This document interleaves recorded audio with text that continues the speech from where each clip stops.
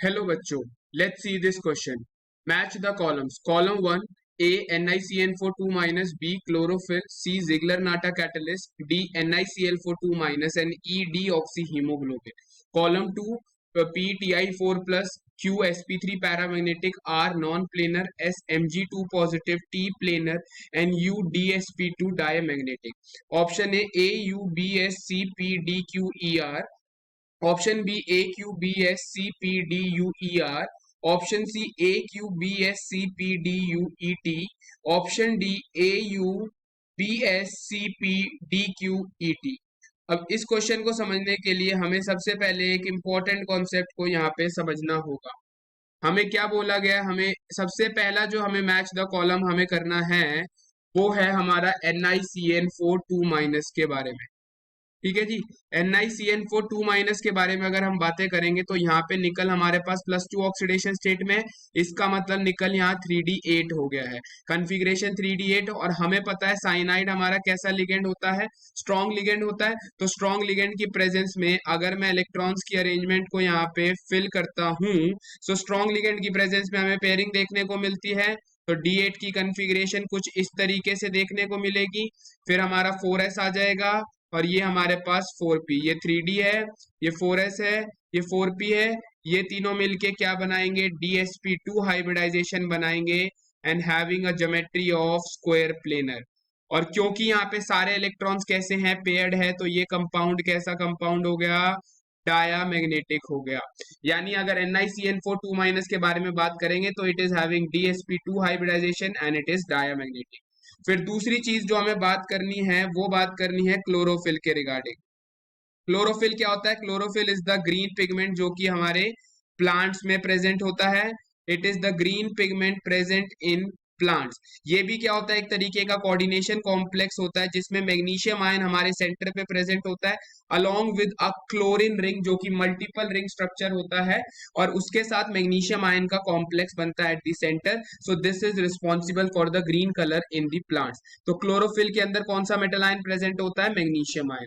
तीसरी चीज जिसके बारे में हमें बातें करनी है that is the Ziegler Natta catalyst.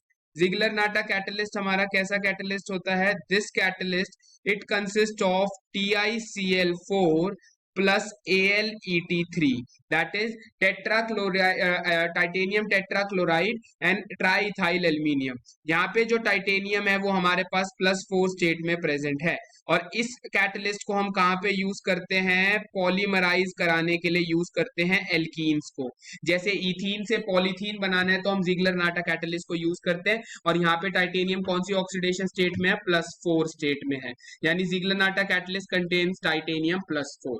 Then next हमें कॉम्प्लेक्स दिया हुआ है NiCl4. NiCl4 NiCl4 माइनस हमारे को कॉम्प्लेक्स दिया हुआ है. अगेन यहाँ पे निकल कौन सी ऑक्सीडेशन स्टेट में है, +2 का मतलब हो गया 3D8. लेकिन क्लोराइड हमारा कैसा लिगेंड होता है, वीक लिगेंड होता है. तो वीक लिगेंड की प्रेजेंस में कोई पेयरिंग हमें देखने को नहीं मिलेगी. ठीक है जी. ये हमारा 4s हो जाएगा, ये हमारा 4p हो जाएगा. ये 3D आ गया, ये 4s, ये 4p. क्योंकि यहाँ पे कोई भी हमारे पास क्या है, पेयरिंग नहीं हो रही है तो पहले सिंगल इलेक्ट्रॉन जाएगा फिर बाद में पेयरिंग होगी. तो इनर ऑर्बिटल ऑक्यूपाइड है यानी यहाँ पे कैसी हाइब्रिडाइजेशन हो जाएगी, sp3. ज्योमेट्री कैसी हो जाएगी, टेट्राहेड्रल. और क्योंकि यहाँ पे दो अनपेयर्ड इलेक्ट्रॉन है तो ये कंपाउंड कैसा कंपाउंड हो गया, पैरामैग्नेटिक कंपाउंड हो गया. ठीक है जी. यानी NiCl4 minus is having sp3 hybridization and it is paramagnetic. Last हमें बात करनी है हमारे पास डीऑक्सी हीमोग्लोबिन के बारे में. ठीक है जी.